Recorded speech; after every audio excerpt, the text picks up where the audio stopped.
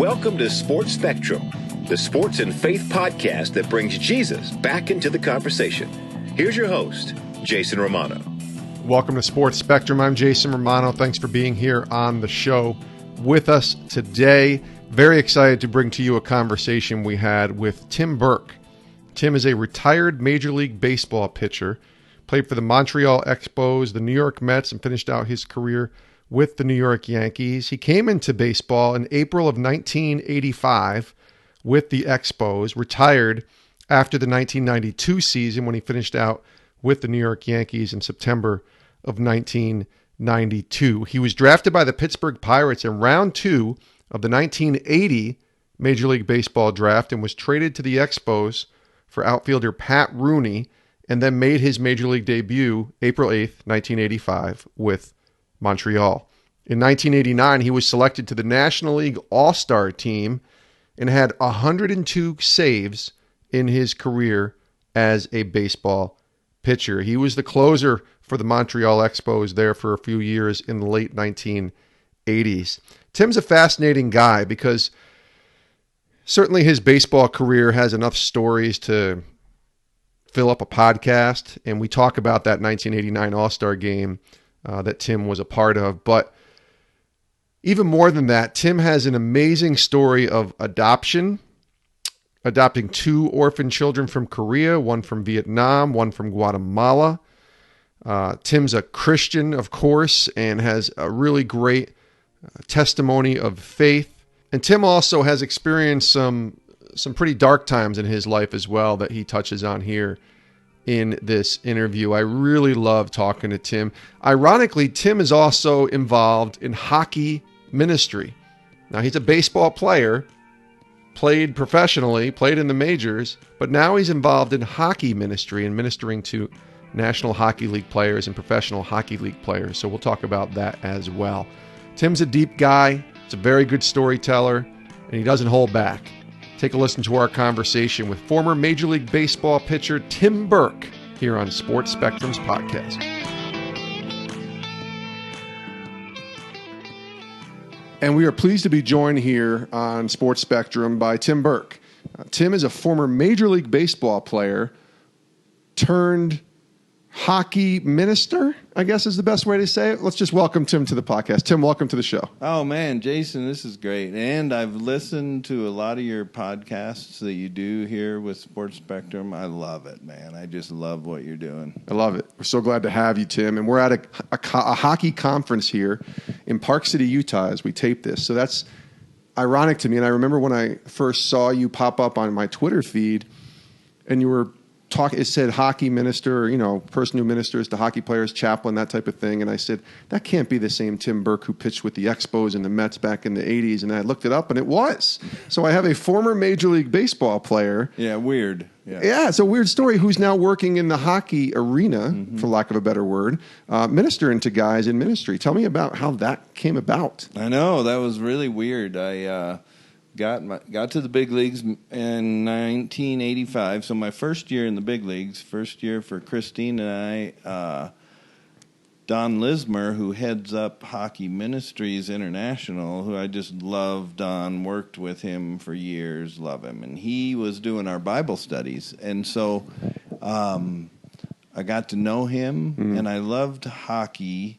The little bit I was around it growing up in Omaha. And so then he introduced me to Ryan Walter, who was a really neat Christian guy on the Montreal Canadiens. So I got to know Ryan, and I got to be dear friends and our wives. And so I was around him a lot. I was around the hockey team, Montreal Canadiens, and I just loved the game. But then the more I learned from Ryan, more I saw the kind of the landscape of the culture of hockey. I just was amazed. It was so different and just so much darker and more difficult than baseball or football that I was familiar with all the guys, and I just was amazed. And so that went on for years, but I know God gave me a real heart for hockey guys, and I loved,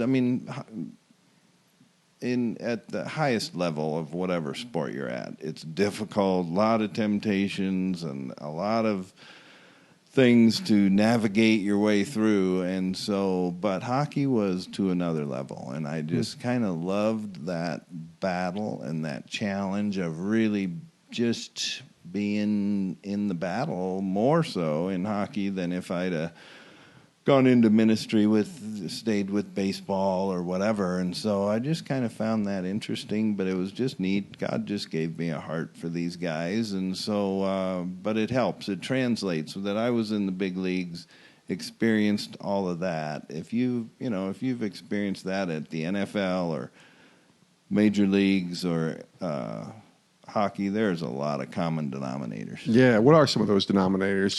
You got, your most were great athletes their whole life, and people just loved them for what they did. And then you get to the top level, and you've got money, and you've got status, and you've got reputation, and you've got enormous pressure, and you've got the temptation with women and the temptations that money comes around, and you just it's easy to just lose perspective. And so that's common in all sports. It's common to life, but then when you get at a young age to deal with all that stuff, there quite often there's a train wreck coming. And so it really, these guys, I needed it, they need it, we all need it, walking in that world of some people to help us kind of navigate and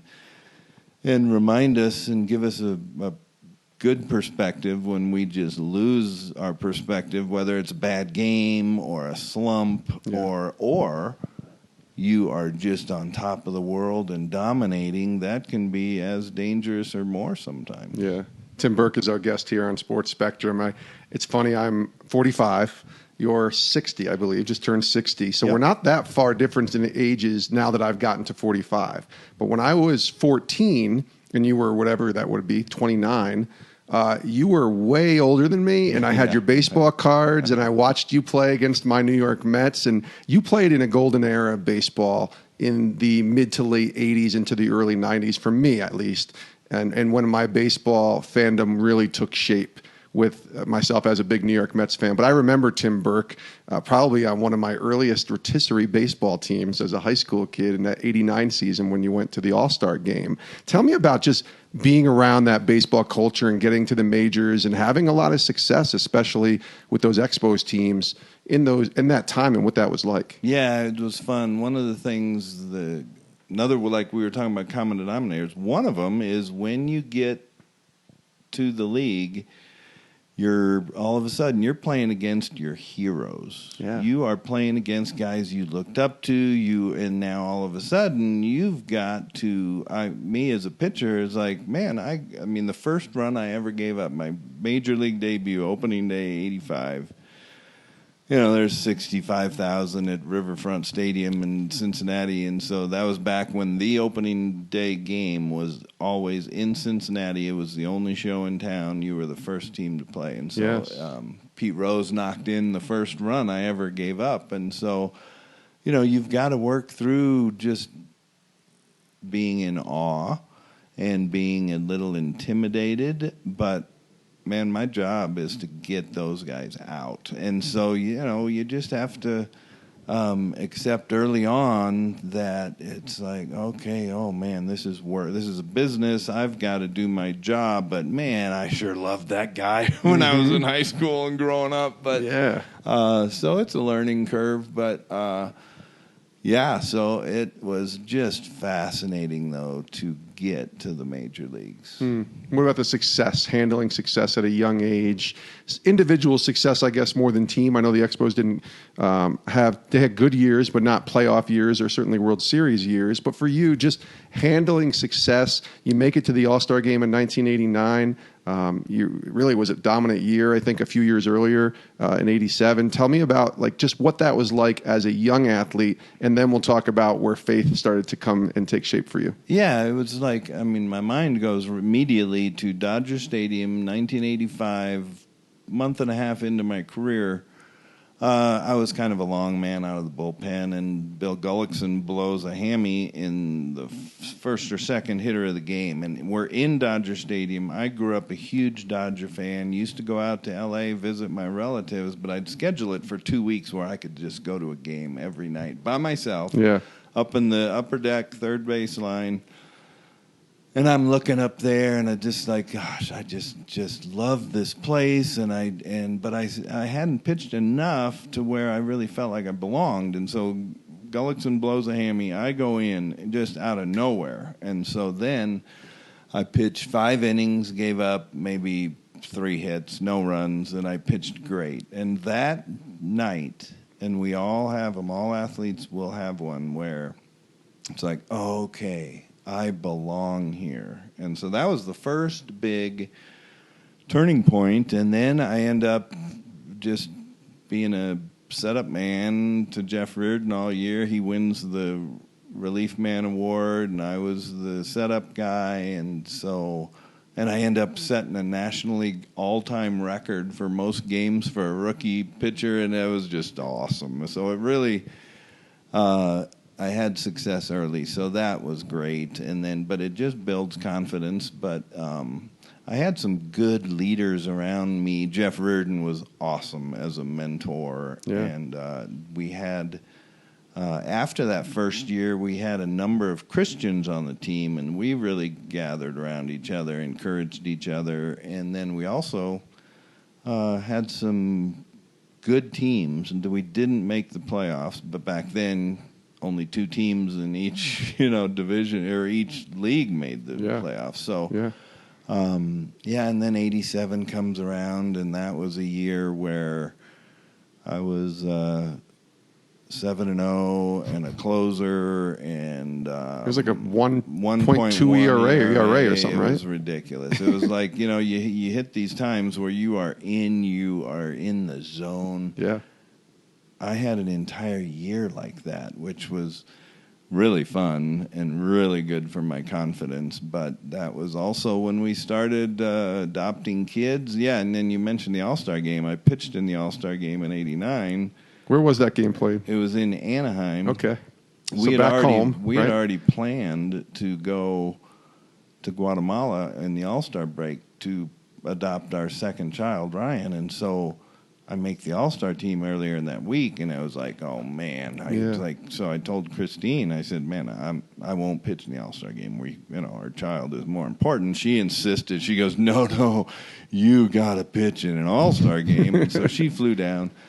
I caught red eye after the game. They had it all set up for me to get a ride straight to LAX, and I flew straight to Guatemala City, got in there, and we adopted our son, and it was just a whirlwind weekend, but it was also so cool to pitch in an All-Star game. I was the only guy in the National League team to pitch 2 innings. We had some troubles pitching, and so I did really well. So I got to pitch 2 innings, and it was so much fun. Is that the Bo Jackson All-Star game? Yeah, I was. What's funny about that? Rick Russell started that. Yeah, now my brain is going back to that. Rick Russell started. Bo Jackson. All of us in the National League, we hadn't seen Bo Jackson play. Yeah. So we were all kind of interested, and I'm sitting in the dugout with everybody else, and he hit a low fastball, and I mean, he just crushed it, dead center field. It was one of those home runs where, we saw home runs all the time, but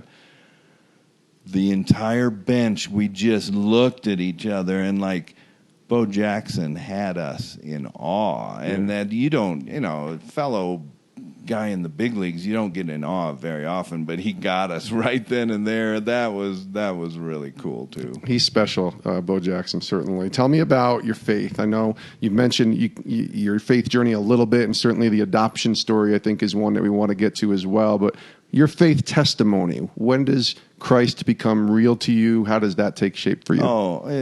I grew up going to church. It didn't mean anything to me. And then I got to college, and I was really good at drinking. I was really good at being wild.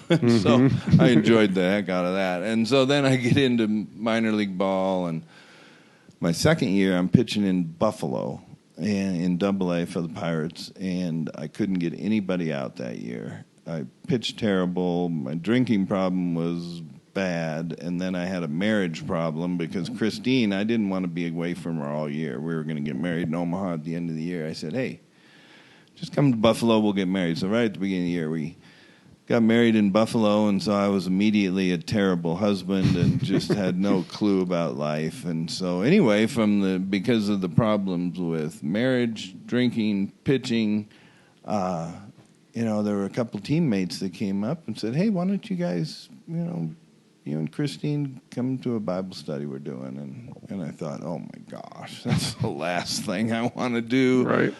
But Christine was going home. She was going to go home and end the marriage. She knew that it was a mistake. And so I said something to her about the Bible study, and she goes, well, I guess it isn't going to make things any worse. I'll stick around for that, but I'm still leaving. And so we went to that first Bible study, and the guy explained what being a Christian was. I mean, I thought I'm a decent guy. I'm a Christian. Go to church, be a good guy. Yeah, I was better than half the people in the world. Right. I thought I was good. But he explained about Jesus needed to be number one in our lives, and that, he wasn't in my top 10. And so he explained it just really well. And so we walked out of there, both of us knowing we were not Christians. And this was like, well, I'm not going to jump on this train just because he said it or whatever. But it did get us thinking. And so then it was intriguing. It was like, you want to stick around another week? We'll go to one more Bible study. And so she kept giving me 1 week extensions on our marriage. And so we'd go, and we kept going. And then finally, August 25th, 1982, we both woke up. And we had been reading the Bible some and really thinking and learning, and we woke up that morning, and I ran into 1 Peter 5:7, and that was it. And 1 Peter 5:7 says, cast all your anxieties on him because he cares for you. Talking about Jesus. Yeah. And the lights came on. It was like, it's great. Oh, like he's just not God up there judging us. He really cares. He wants my pitching problems and my drinking and my marriage problems, and he really cares. And the lights came on. Christine and I just prayed right then and there, just like, Lord, all right, we're turning it over to you. We're giving you our lives. And that started the journey. Wow. Oh, and let me add that the unfathomable blessing and bonus of that was Christine and I did it together. We started our journey together, which is huge. It was huge. Yeah, that's awesome. I love it. And I was going to say that as you begin your faith journey, I think there's a misconception among non-believers. I had it. I'm sure maybe you did too, and others, that when you come to Christ, everything's just perfect. Everything's great. It's all flowers and all blue skies. And it's like, no, the journey is actually the beginning. It does not mean you're not going to go through ups and downs, those roller coaster moments, as I like to call them. You've had a lot of those. Let's start with the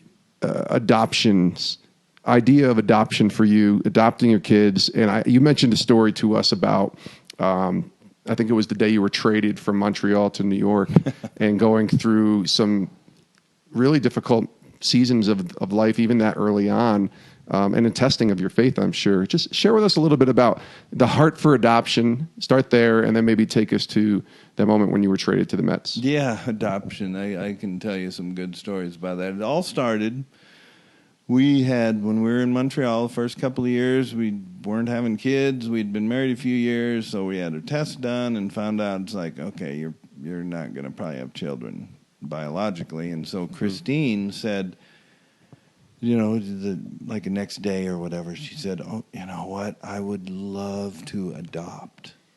And I thought, oh, there is no way I could adopt another person's child. I thought adoption was awesome. I thought that was really cool that people did that, but it's like, I'm not the guy, And so I as lovingly as I could, I had to tell her, no, this is too big of a decision to just say, oh, okay, you want to adopt? Oh, yeah, cool, we'll do that. And so I just said, I'm so sorry. There is no way I can do that. And she handled it perfectly. She understood. She was fine. But what she did is what a lot of wives do. They start praying behind their husbands' backs. And so Christine, she did that. She prayed behind my back for a year. We never talked about it. She just prayed for a year. And I remember we're driving down Dodge Street in Omaha in the off season, and I just realized. I turned to her and I said, I just have this deep desire to adopt a little Korean girl. And she lost it. Wow. She just started crying, weeping, almost fell out of the truck. She was just like, but it was that drastic. And so I thought, oh my gosh, I can change my heart, but only God. I mean, I can change my mind. Only God can change my heart like this. And I thought, oh, this is God doing this. And so, boom, started the process, and we adopted Stephanie first. She was 3 months old. She was premature from Korea, and so she was technically special needs, but she was just 3 pounds when she was born. And so we ended up getting her. 2 years later is '89 when I went to the All-Star game and down to get Ryan in Guatemala, and that was crazy. So we really had it on our hearts to adopt special needs kids, and so we did. And Ryan had some real special needs and really was born in difficult circumstances and stuff. And then we started getting addicted to this thing. And so 2 years later we adopt Nicole. She's from Korea, and so we knew she had a really bad heart. And so we got her, and she was bluish. She I mean, I could talk forever about these stories, but so we got her. Yeah. We had all the tests done. We had an all-star break, so we went and just had 3 days all-star break. Christine and Nicole and I were on this trip, and I forgot about Nicole for a minute. She was on the bed. She rolled off the bed, and she was barely strong enough to just live. She never cried, never made noises and stuff, and so I forget. I'm a guy, and I forget about her. She rolls off the bed. She hits the floor. She cries for like 10 seconds and passes out. I thought I killed her, and so I just thought, but anyway, we fast forward to the beginning. We had all the tests done. It was big surgery, and so we scheduled it for the first day of the longest road trip of the year. It was perfectly timed, and so at least you think. Yeah, well, Christine and I, so we're at the hospital checking her in the night before the big surgery, and I get paged to the front desk, and I'm thinking, like, who even knows I'm here? Yeah. And it was my manager, and he said, I know what's going on. I know what you guys are doing. I know with your daughter, but I got to tell you, you got traded just now to the New York Mets, and every athlete here is, it's just a business. They just, it's a bottom line business. But when that happened, the night before open heart surgery, I was kind of hit home. Yeah, I guess this is a tough business. And so, but anyway, I was able to stay for the surgery. They were great. The Mets were wonderful, and I just stayed for a few days till we thought it was stable. Then I went, and then for the next week and a half, while Nicole was still in the hospital, I'm out in the bullpen. I got a beeper in my back pocket, and in case there were problems and stuff. But what happened was there were complications in intensive care. They fixed her heart, but she got brain damage, lack of oxygen to the brain or whatever, and she was a totally different child after that. And now, she's 28, and she's a toddler. She's just fantastic, just an incredible joy. But she's a toddler mentally, and they never thought she would be potty trained, and she was 14 when she was potty trained. That might have been the best day of our lives. Yeah. It was kind of great, potty trained, but sure. So she's developed to the point where way past where they thought she would be, but she's just, and those kind of that's just part of some of the journey that adoption has taken us on. Why special needs? Because comfort-wise, that's a choice you're making. It's easy to just not choose that. Yeah, and that was yet weird. You did. So why that? It was really weird because I was never ever around special needs people. Yeah. And if I ever would have seen them, I would have just been so awkward I had to turn the other way. But when God plants something in your heart, it's deep. And so it was like, oh, okay. So you know what? We just talked to. We adopted our kid, all of them, through Holt International Children's Services, and gotcha. And they're out of Eugene, Oregon. And so we talked to them and said, "Gosh, what's the deal with special needs kids and everything?" And so we started looking at them, and that was kind of it. It was like God blew our heart up for special needs, and then He kind of directed us to. They pointed out some kids to us, but God was really specific in which ones to pursue, and but it was just kind of one of those things where but what's neat is when God calls you to something, even though it's difficult, it sounds hard, when He calls you, He also equips you, and He gives you the grace to go through this journey, and God's just used it to grow us and stretch us over the years. The challenges are always going to come in our lives through all seasons of life. When we're young, when we're older.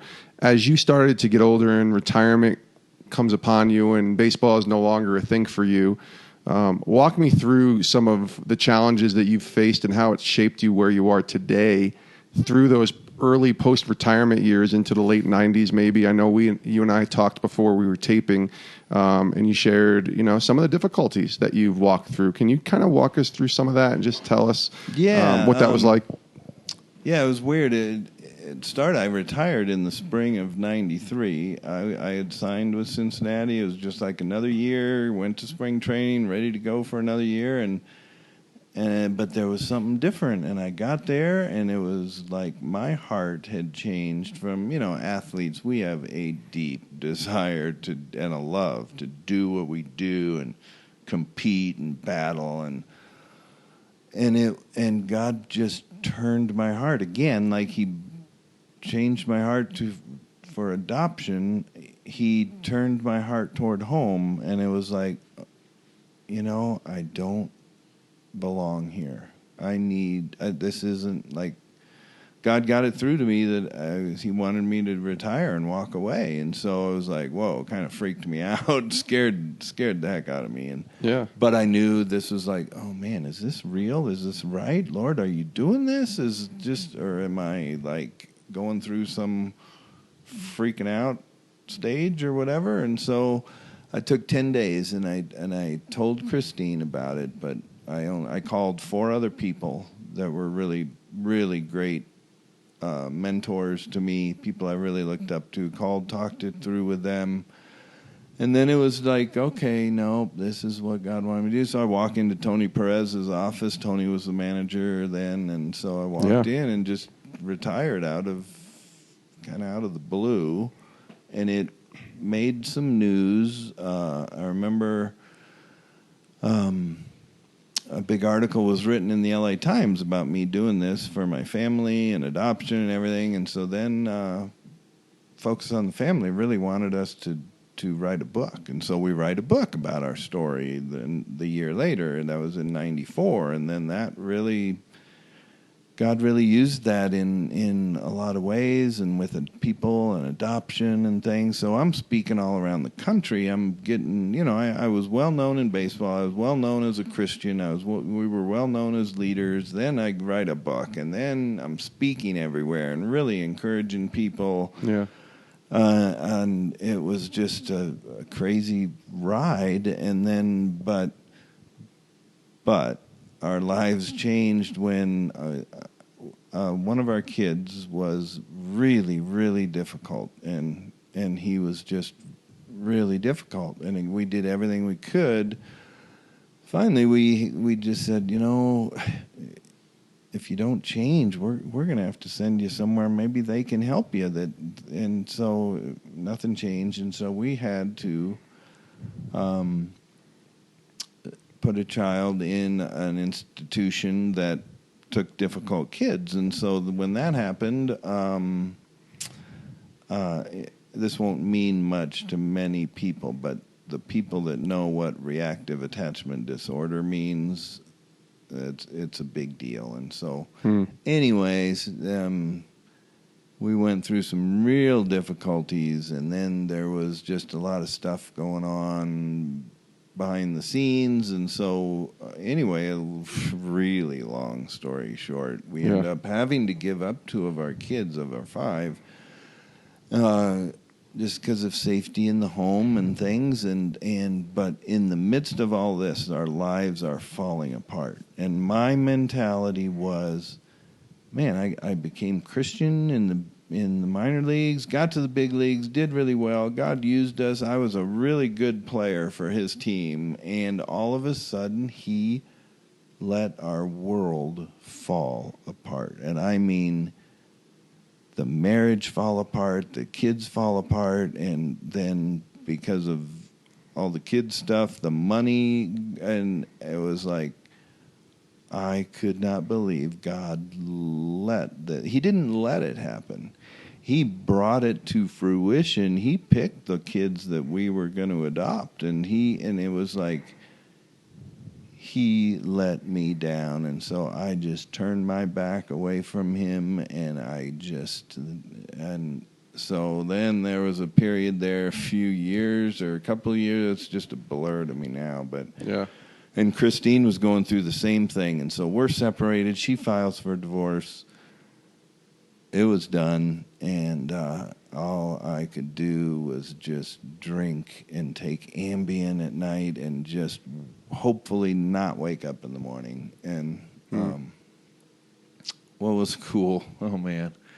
So my lowest point, I think about days that I'm most thankful for. I'm most thankful for a handful of days. This one is up there at the top, with, salvation, sure, some other things. But August 7th, 2001, I'm staying at a friend's apartment in Houston, Texas, and had a bad phone call with Christine, went to the bar, got drunk, got into an accident on the drive home, get arrested. I'm going downtown in the back of a cop car, handcuffed, and I'm just thinking,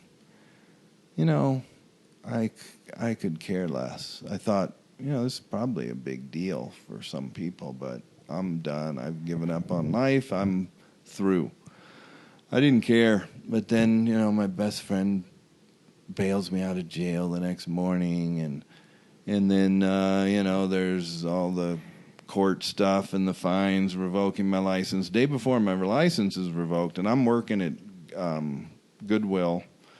That's my community service. I have no life, and I'm doing this community service. And the last day before they revoke my license, I just drive to the mall and walk the mall. I mean, I'm clinically and massively depressed. Yeah, my life is just unreal at the time. And so I'm walking by this Christian bookstore, and I look and I see there's a Christian bookstore up on the right, and I just think, oh, man, what a bunch of crap in there. Christine and I read all the books and all the formulas, how to divorce-proof your marriage, all this stuff, and it's like all these guarantees of a good life, and it's like, jeez, that's garbage. But I thought the Bible is still true. I thought Jesus is still the way, the truth, and life. I get that. I don't not believe that. But for whatever reason, I dropped off his radar screen, and we weren't getting along at the time, obviously, God and I. And so I'm walking by, and I see the stand for a brand new book out, and it was by Larry Crabb, Dr. Larry Crabb. And I just thought, oh, Larry, he was the one author that I really tracked with. There was something about him I didn't know him or anything, but I thought, oh, well, all right, I'll go look and see what book he just came out with. Right. And it was, the title of the book was Shattered Dreams. And I looked at that book, and there it is. That sums up my life in 2 words. And I could almost see, I'm telling you, Jason, I could almost see God peeking his head around the corner with a smile on his face, loving me. And I knew God for a long time by then, and I knew it was like, oh, no. God has got me trapped. He wants me to read this book, and my license is revoked the next day. I can't go anywhere other than this apartment. I'm stuck here. So I read that book, and that started the journey back. And God used Larry Crabb, and little did I know, we had mutual friends. He put us together. Larry Crabb, we meet. He lives 10 minutes away. I didn't know where he was in the world. He lived 10 minutes away from me in Morrison, Colorado. And wow. He took me under his wing, started meeting with me, met with me, got down in the septic tank of where my life was, loved me, walked with me, told me the truth, told me hard stuff, but loved me. And that just kind of started the journey, not even back. We're to such a stage that wasn't even close, so much far better, deeper, more intimate. And I experienced God in crazy ways, and that started the journey back. But now it's like, man, I am so thankful for the difficult near hell times that we went through because of what God did. And also, I love being around hurting people now, because I know how it is to be suicidal, massively depressed, life just completely gone, and it was so terrifying to be that depressed and that alone, and I love to be around hurting people now because of that. And so... And you're still married? I'm still married, 37 years. The divorce never happened? Oh, man, I'm so glad you said that, Christine. When I tell that story, sometimes I forget to say, oh, no. Oh, yeah, we're still married, and things are even better than ever. Yeah, good, amazing. Thank you. So, better, way better than ever. And but it's been a crazy ride.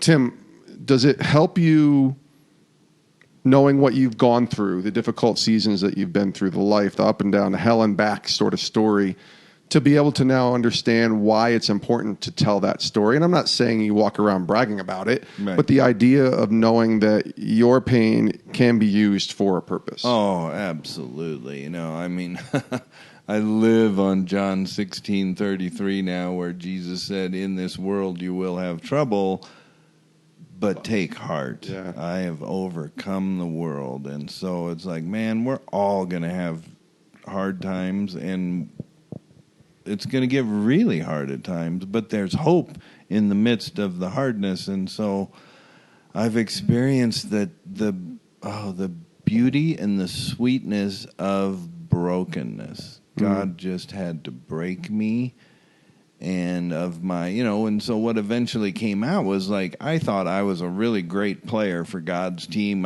He's using me. I'm really doing a good job. And God, it was like, I felt so entitled that God should take care of me. And that is just, where in the Bible can we get that idea? But we do, like we all do. But then it's like, man, wait a minute, I can't find anybody in there who followed Jesus and didn't have really tough times and really hard times. So the brokenness, there's such a sweetness in brokenness that it really, I understand people hurting, and it's so hard to see the hope in the darkness, but there is, and not just to survive, but wow, come back through the other side. You can't see how you're going to do it. You can't even imagine it, but God does it time and time again.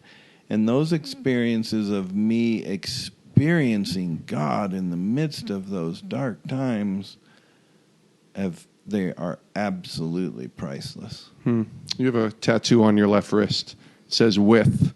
And it has the cross as the letter T. Can you share a little bit about that tattoo and what it means? I just got that at the beginning of this last hockey season. Last summer, God always will give me some kind of an overall theme of a message for guys for the next hockey season, because I meet with guys all around the league all year long. And so God hit me with one day, I was talking, I was thinking about, I had to talk to some guys the next day. Actually, I was baptizing 10 guys I was the chaplain of the Denver University hockey team for years, and so we ended up having a big baptism thing. So I was going to talk to them, and so I ran across, I've read it 1,000 times in Psalm 23, where David is talking about, hey, even though I'll walk through the valley of the shadow of death, I will fear no evil. And I'm thinking, man, I'm 36 years into this Christian journey, and I don't have that attitude as often as I want. Yeah. And if I remember this, and I look, and he's like, all right, David, I want to have that. How do you do that? And he says, even though I walk through the valley of shadow of death, I will fear no evil because you are with me. And it was like almost, you kind of see these old cartoons where one word on a will just jump out back and forth at you. Yeah. That was the with. The with got me. And so it was like, oh. And I thought that I need to be reminded of that. And so I ended up, early in the hockey season, I went and got a tattoo of it because that word meant so much to me. It was just for God and me. It was just my reminder from God that, no, here we go. We're going through this day. I am with you. And the perspective difference of starting another day, going through something, but it's like, wait a minute. It's like God's right here with me going through it. It's really made a huge impact. What's hilarious was I go home. I told Christine about it. And she thought that was cool. And so I come home and I show her, and she goes, "Oh, isn't that right where you put your watch?" And I thought, oh no, I didn't even think. I just always pictured it right there on my left wrist, and so. From then on to this morning, still, it's not been a year yet, but it's been months and months, and it's awkward for me to put my watch on my right wrist, and it was like God just smiling, and he goes, see, this is just a little added bonus to make sure you remember I'm with you. We're going through this day together. And so that was just kind of a funny little thing that God does every now and then. I just got a kick out of that. Tim Burke, this has been really great chatting with you. Let me ask you our last question. You've listened to our podcast, so you know where I'm probably going with this. But what are you learning from God today? What is he teaching you? Yeah, it's a season where I am really learning the importance of, and it just sounds so simple, but the importance of loving people in the midst of whatever's going on, even the difficult times and the frustrating times, people I get frustrated with, but to love them in the midst of it. And it sounds so simple, but when you think about it, it's really hard to love people you really disagree with and really but I'm seeing, the more I live, the more the difference love makes. And I can love people well, now because I've been loved well by Jesus in my worst times when I was an idiot. And so it was like, man, I've experienced that. And so now it's like, just, man, it's just blown up more just these last few months of how important it is to love people. Truly love them. Tim, thanks so much for being here. I really appreciate you sharing your story, and we'll be praying for you and wish you nothing but the best. I loved it, Jason. Thanks. Many thanks to Tim Burke for joining us here on Sports Spectrum's podcast. You can give Tim a follow on Twitter. It's pretty simple. When you search the name Tim, you find him, Tim Burke 44. That was his number when he played in the majors. Tim Burke 44. Give him a follow. Let him know that you heard his story and his journey here on Sports Spectrum. Many thanks to Tim. Many thanks to you for listening. As always, we want to encourage you to click that subscribe button so you never miss an episode of the Sports Spectrum podcast. Whatever app you're listening to this on, whether it's Spotify, Apple iTunes, Google Play, Stitcher, wherever you're listening, however you're listening, click that subscribe button so you never miss another episode of Sports Spectrum's podcast. We've done so many of them. We have so many great stories that have been told. We can't wait to tell more, and we're honored and privileged and blessed to be able to bring those to you through the platform of podcasting and Sports Spectrum. So grateful to Tim, grateful to you. Thanks for listening. As always, you can reach us on our social media pages as well as our website. That's the place to bookmark, sportspectrum.com. And I want to encourage you to subscribe to our Sports Spectrum magazine for just $18 for an entire year. Gets you a quarterly magazine subscription. The entire year for Sports Spectrum's magazine. It's a beautiful magazine. The one on newsstands right now features football players, defensive football players, and the defenders of faith in the NFL. Lots of great stories in there, not just on football, but all sports intersecting with faith in Jesus Christ. We love the magazine. We know you will too. So consider subscribing today at sportspectrum.com for just $18. You'll love the magazine. Thanks for listening, and we'll see you next time with a brand new episode. This is the Sports Spectrum podcast. Have a great rest of your day.